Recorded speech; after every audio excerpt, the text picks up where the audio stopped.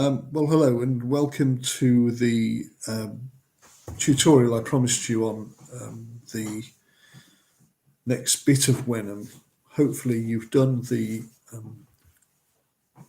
luo and the philo verbs, the omega and the epsilon omega verbs, and you have learnt both the forms luo, luais, luai, luomen, luete, luusin, philo, philais, philai, philumin, philaiti, philusin, and you got your head around that. And I'm also hoping that you have managed to do something with the vocabulary.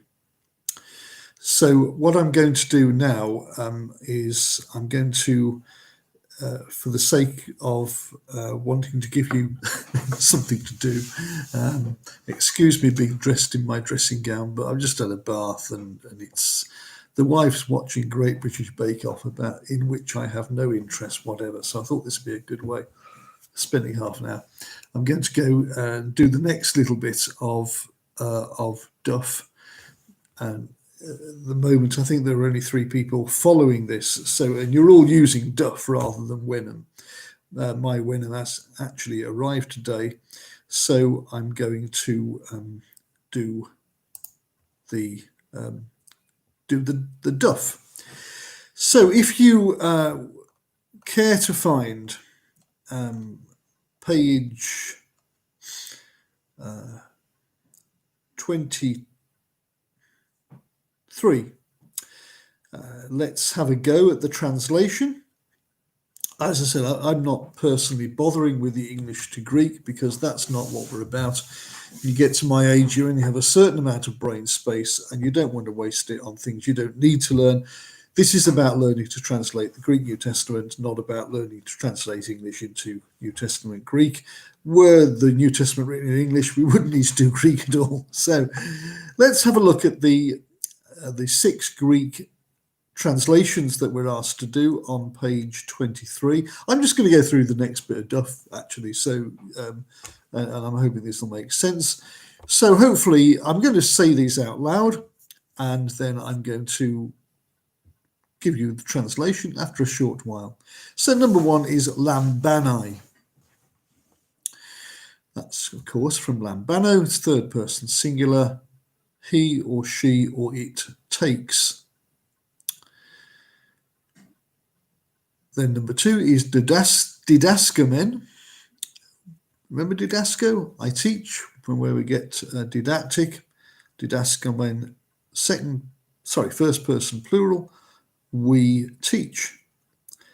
Then this is a bit of a mouthful. You get these, and they're luusin is one. This is akuusin, which is a bit of a mouthful, and it is a third person plural, which means they are hearing, they hear, they are hearing.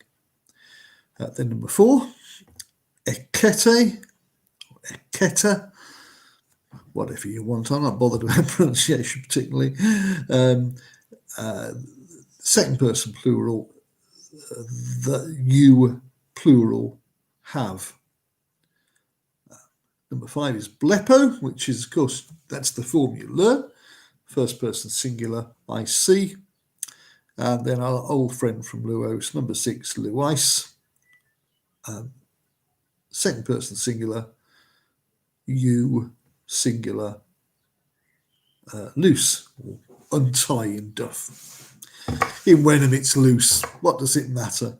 So that's the translation there. And going down to section 2.2, the filio, the EO verbs, you'll remember that they contract.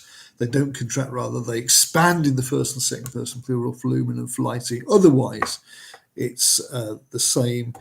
Don't get hung up. I think I've said this to you. Don't get hung up on the third person plural forms, philusin or philusi. Generally speaking, the new is there in the New Testament. Just occasionally it isn't. Just tuck that away somewhere where you don't particularly need it. We'll work on the form with the new. So if we translate these, number number 1. This is practice 2/2, and we're on page 24, I think. Filusin. If you remember,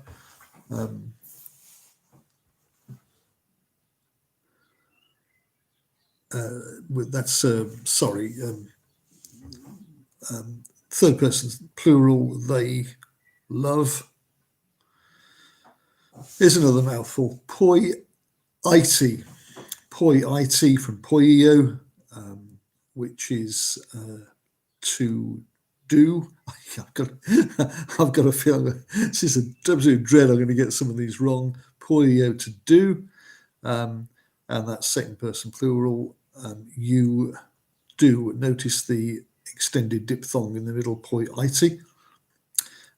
Kalai, third person singular, he, she, it calls. And then number 4 is T-rumen, or T-rumen. Again, the extended diphthong, hold, keep, we hold, we keep.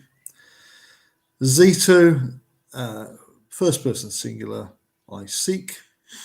And number 6, lalais, say, speak.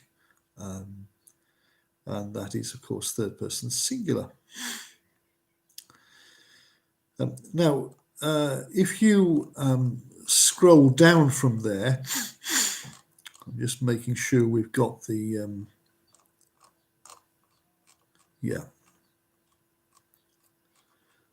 let's scroll down from there, and we have on page 24 with the bottom, we have 2.3, the nominative and accusative cases. Now, if you've done Latin, as I know some of you have, classic, you'll be familiar with nominative and accusative. In Greek, of course, as in Latin, as I understand it, I never did Latin, so forgive me if I'm wrong. The word order is less important because the case endings tell you whether it's the subject or the object.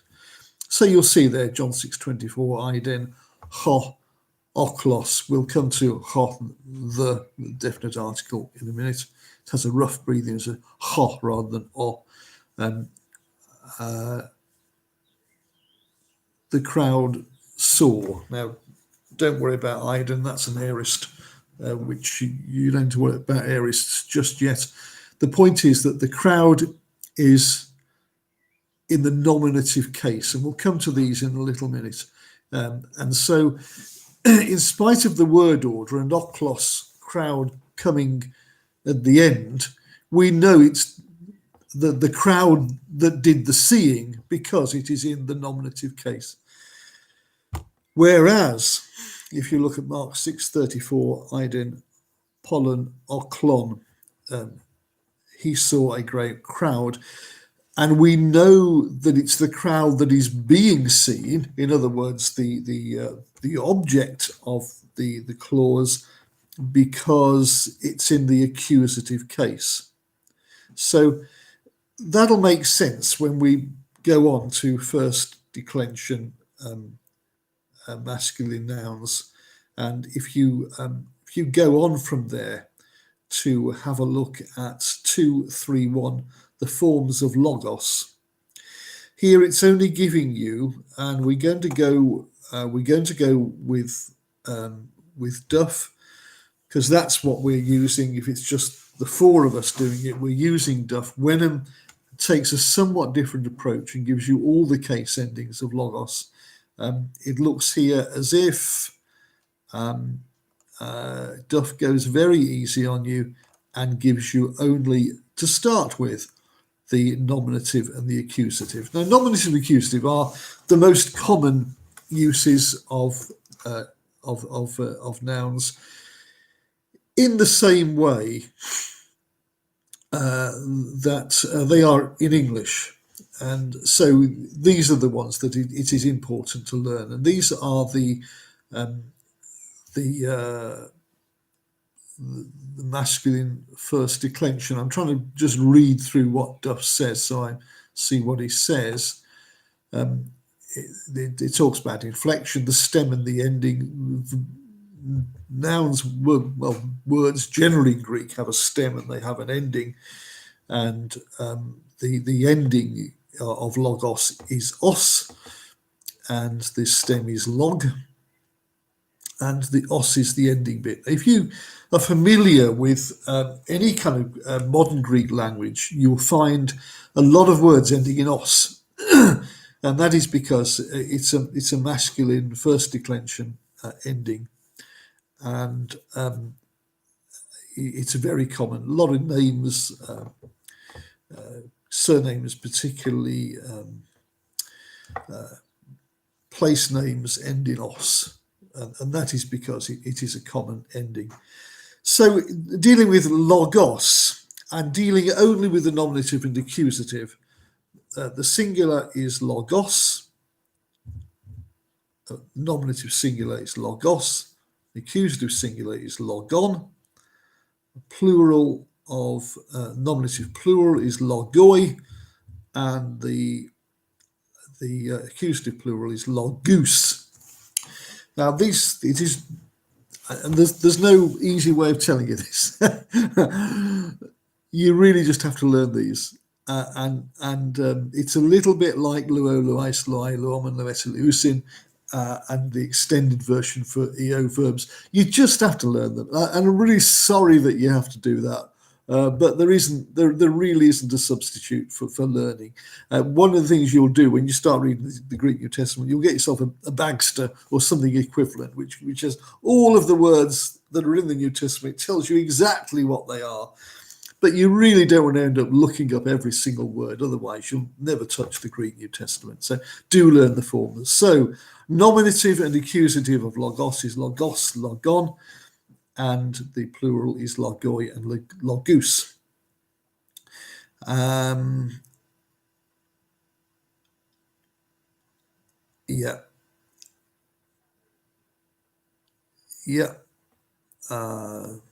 Declension of logos. So as it says there, once you've got a pattern and you've learned the endings, you can then do that with all the other nouns.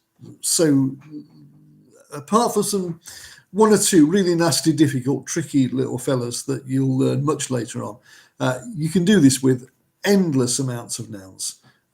When they end in os, it's a nominative noun generally. Don't worry about the ones that aren't. We'll get to that in a bit.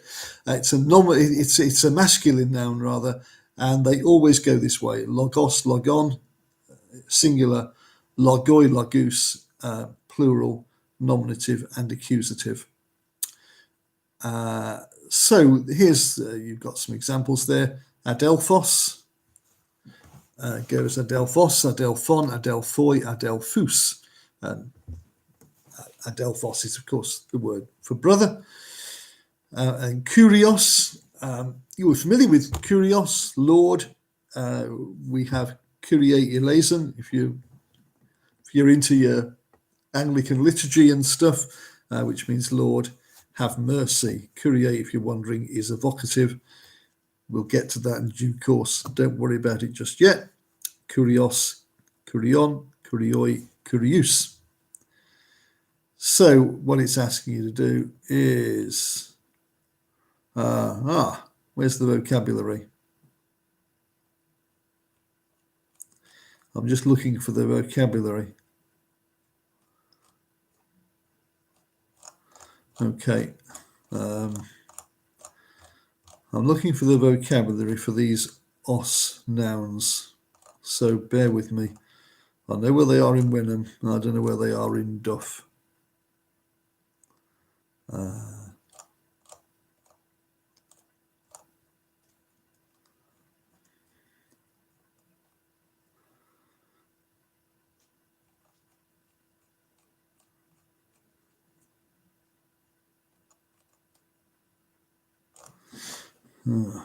Okay.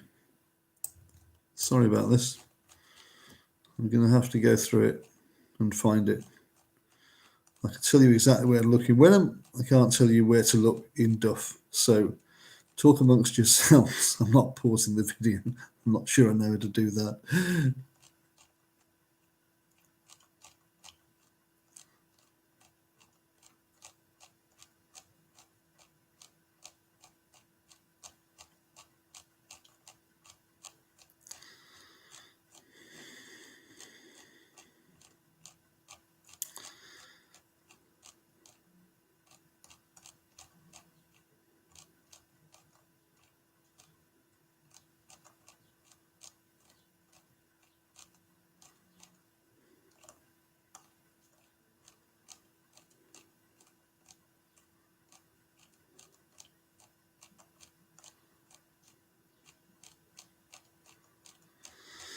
Sorry about this.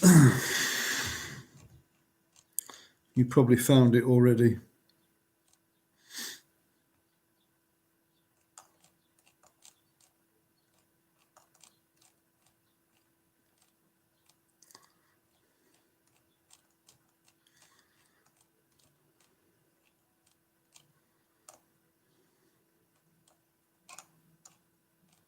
Vocabulary for chapter 1. Okay, those are just names which you might want to look at. You might want to learn those, the names on page 18. Sorry, page 19, which are really sort of transliterations. Abraham, Amen, where we get Amen, but really means truly or verily in Old English. Dawid, because there's no V in Greek. Rabbi, probably in Greek. Yaakov, Jacob. Israel, and Joseph. And the second most common word in Greek, Kai. You'll learn that very quickly because it comes up over and over again. And so Kai and okay, I think we're getting somewhere near.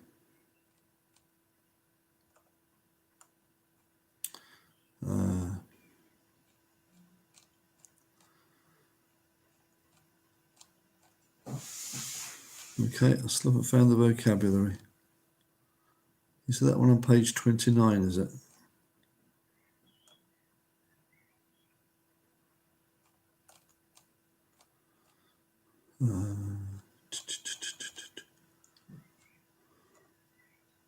Yeah, okay. Forgive me for that lengthy interruption. Page 29 it was. I do beg your pardon. Vocabulary for chapter 2. So hopefully you've learnt this. When we do a Zoom meeting, I will test you. I would be cruel and ruthless. Just recap. Vocabulary, the verbs for chapter 2. Ago, I lead or I bring. Akuo, I hear, listen. Balo, I throw. Blepo, I see or I watch. Didasco, I teach. Echo, I have, I hold. Lambano, I take or receive. Lego, I say, speak or tell. Luo, I untie or according to when and loose. And then you get the EO verbs. Zetio, I seek. Calio, I call. Lalio, I speak or say. Poio, I do, I make. Tirio, I keep. And filio, I love or I like.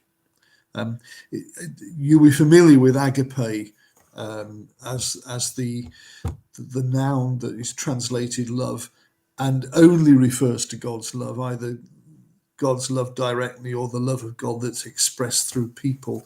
Agape has its own verbal form, which is agapeo, which is actually quite a tricky verb to learn. It's one of those. It's near the end of Wenham. I'm not sure where it is in Duff. So filio has the more has the sense more of friendship, more of liking than loving. It's used of human love. Filio. Okay, hope that makes sense. Now, if we go on from there to the 14 nouns declining like logos, you'll have those in front of you, I hope. I'm just going to go through these and then I'll say a little bit we'll do a little bit about, we'll go back and do the definite article. You'll be pleased to know there is no indefinite article in Greek. So, the nouns that decline logos. Now, that one with the two gammas in is angelos. When you get two gammas together, the first one sounds like an N. Don't ask me why. It just does. So it's not angelos, it's angelos. And you'll see there's 175 of those. So you learn angels, you learn angelos, you've got, interestingly, angel is masculine. Adelphos, from where we get Philadelphia, love of brother. Adelphos is brother. Artos is bread. Doulos, you may be familiar with the mercy ships and things. One of those is called doulos. And a verb that's quite related to that, that's sometimes is quite close in meaning, is diakonos, from where we get deacon. Deacon means servant. Doulos means slave. I mentioned diakonos because it's a pretty easy one to learn. So doulos is slave. Theos is God, which, as you see, occurs quite often in the New Testament. I can't quite think why. Theos, from where we get things like theology and so on. Cosmos, from where we got cosmology, is world. Kurios, Lord, Lord, Master, Sir, not just in relation to Jesus or to God, but it can have a broader meaning of master. So don't necessarily think it relates to God. Then logos, you'll hopefully be familiar with that word, or message. And I said to you, I think I said to you last time, logos is a very flexible word that can mean thing. It's one of those odd words. It's a bit like if you live in the northeast, we use the word canny. And the thing you've learned about canny is that canny can mean whatever you want it to mean. Logos isn't quite that flexible, but it does have a range of meaning. Nomos, law. You may be familiar with the term antinomian, which means lawless, and that's the second half of that is from nomos, law. Oikos, household, house, and you may be familiar with that. It does occur in English usage. Oikos, house or household. Uranos, heaven. You might help you to think of Uranus up in the heavens. Oklos, crowd. I'm wondering if Wenham Duffers put word helps. Yeah, he has. He hasn't put anything for Oklos, but Oklos crowd. There is I think there's a word called ochlocracy, a bit like oligarchy.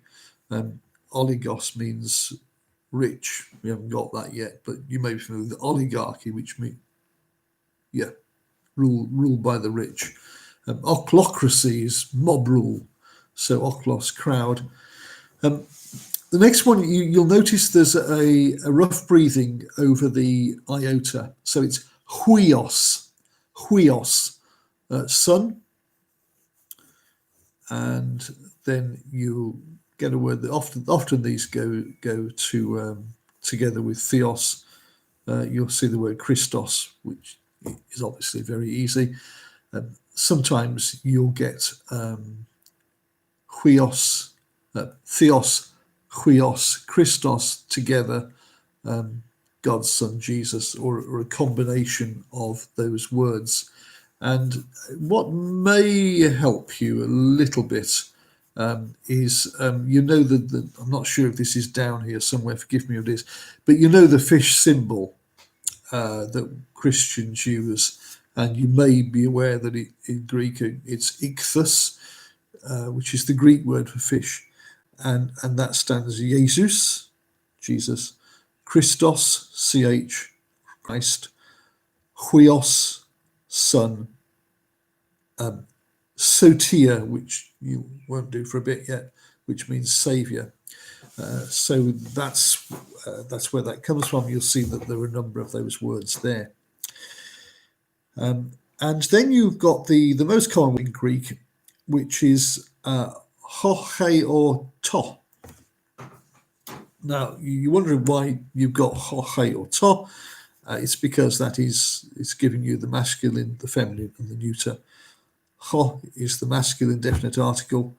He is the, you notice these are both rough breathings. Ho, he, the feminine, and to, neuter forms of the noun. And you can you'll pick those up really quickly because you'll come across them with immense frequency, the same as we use the word the with great frequency in English. And you'll see there are 19,867 uses of of course, it's used all the time. A couple of other ones there that are that Duff mentions. Anthropology. It's simply, isn't it?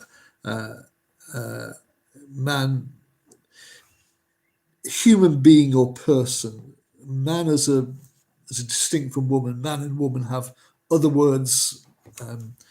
If you're interested, it's andros and gunake, but don't worry about that. That comes further down. Anthropos has a broad meaning. It is masculine noun, but it generally means a person or a human being, and often nowadays in modern translations, it's translated man or woman as a sort of way of being inclusive, and then laos, people. People as in a nation, a large group of people.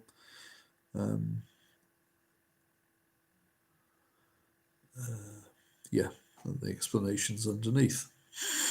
So word helps, just check, I've got all these. Acoustics, akuo, acoustic, we've done these, haven't we? Yeah, we've done these. You can see the word helps there, and that should take you through. Now, if you scroll back up to the definite article, this is on page 27, I think. The definite article always agrees with the noun it is going with in case and number.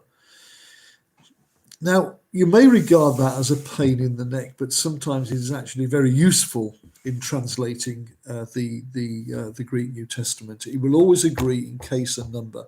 If the noun it is speaking of, it qualifies. If the noun is nominative, so will the definite article be. If the noun is accusative, so will the definite article be. And likewise with number.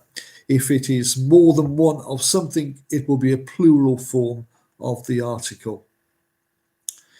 So what Duff gives you there at the top of page 28 are the nominative and accusative masculine forms of the article. And you'll see it changes somewhat. Nominative is ho, and accusative is ton, and plural is hoi or tous. And if the observant among you will notice that the accusative very much follows the form of the noun that we've already learnt. So logos, logon, and the accusative article is ton. Logus, in the plural, the accusative, tous, accusative, plural article. So you really only have to work hard at learning the nominative, and it won't take you long because you'll use it so frequently. So if you think ho, he, and to, but for our purposes at the moment, you'll stick with the masculine. So the examples underneath: blepais, ton, angelon, which means you see, singular. the angel. The angel is the object in the accusative. But hoi angeloi blepusin, which means the angels, and then blepusin see, the angels see, and anthropos blepai tous angelus, a person. Wenham always says man, nominative. Sees, third person singular, tous angelus, the accusative form of the article and of angelos. So hopefully that'll make sense. Is it worth doing special uses of the definite article? There are 3 special uses. Yeah, these are worth doing.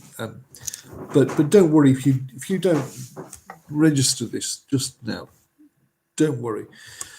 3 special uses of the definite article. Names. Often names take the article. I've noticed that Germans do this. Put the article in front of a person's name as well. Certainly the Swiss Germans do. So here we have David. You wouldn't translate the David, you say David. Jesus often takes the article.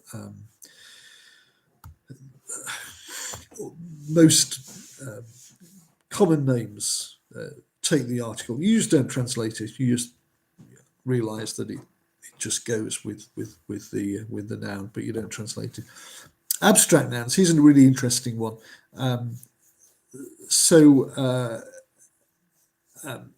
When you have a noun that is kind of numismatic or indefinite, by which it is of something abstract, it may, not always, it says normally uses the definite article, I'll bow to Duff's superior and all that. I thought it was hit and miss really, but you'll often find abstract nouns with the article. So there you have ho anthropos. It can mean the person, but it can also mean humanity in general. A really useful one of this that you'll be familiar with is the word ponerios, which means evil. And when people translate the Lord's Prayer, it actually has the article in Greek. So literally, it says, "Deliver us from the evil." And that can be translated the evil one. Or it can simply be that because ponerios is an abstract noun, it's got a redundant article there. And nobody knows. It's one of those wonderful things. You pay your money, you take your choice. Just register the abstract nouns, sometimes take the article, and then God normally has the article. So ho theos or ton theon, depending on where theos is in the sentence. So have a go at, pause the video and have a go at translating those sentences 1 to 5 at the bottom of page 28. And then I'll go through them with you.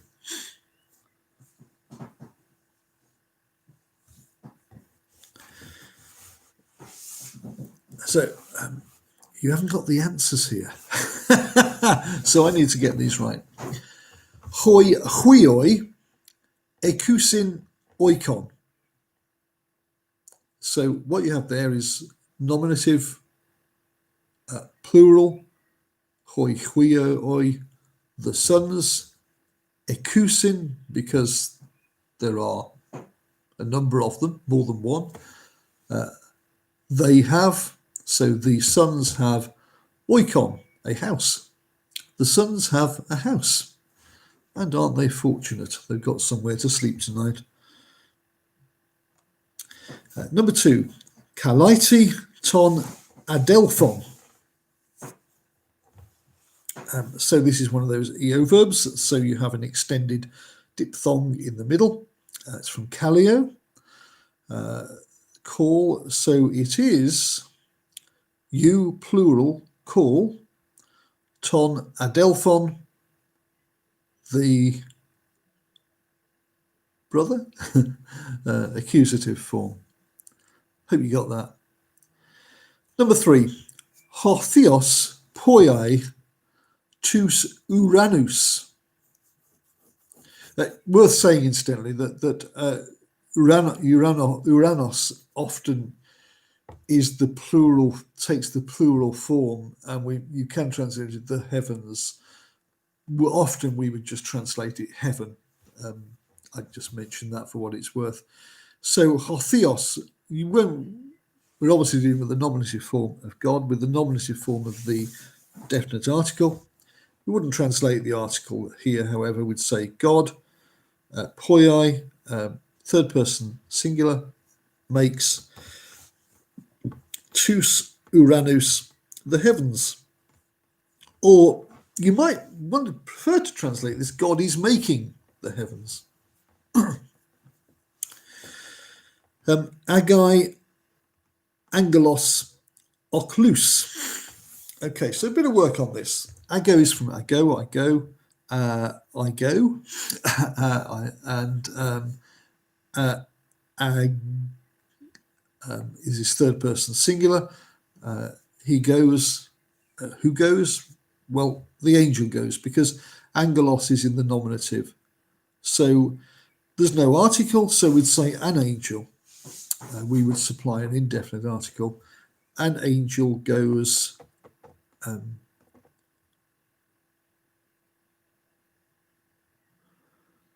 don't quite get that. Oklos is crowd, and accusative plural. Well, it could be bring. An angel brings crowds.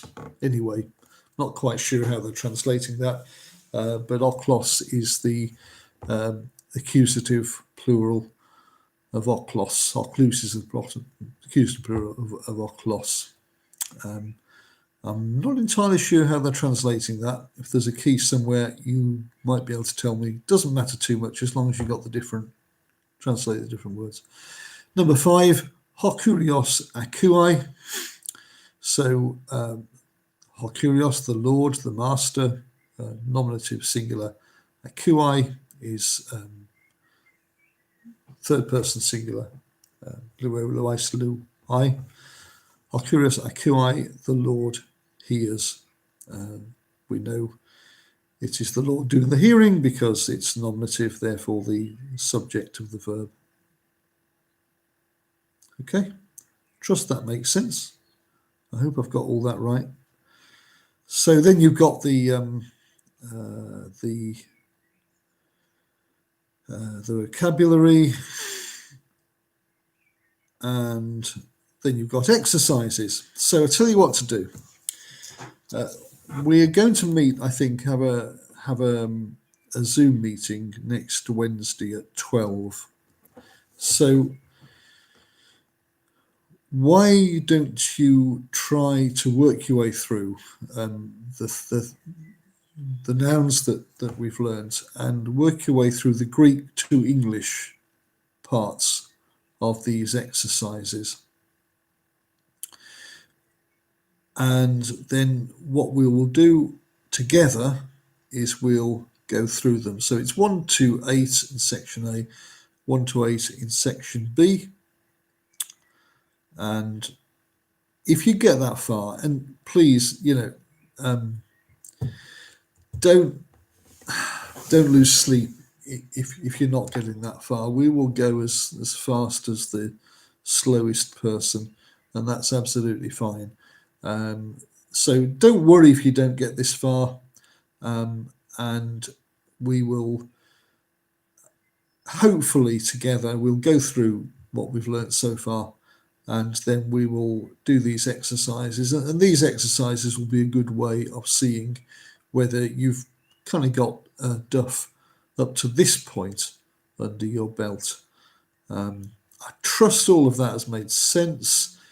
If not, please email me or just wait till next Wednesday, and we will hopefully we'll make some progress together.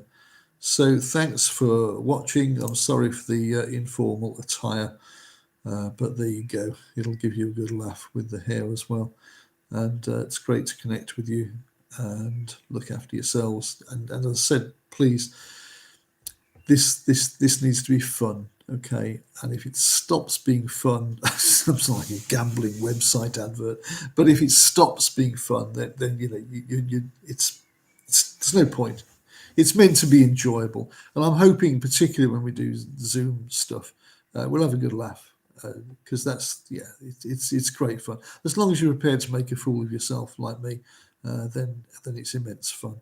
So thanks for watching, and I'll email you, and we'll, if not before, we'll meet hopefully next Wednesday. Look after yourselves. Bye.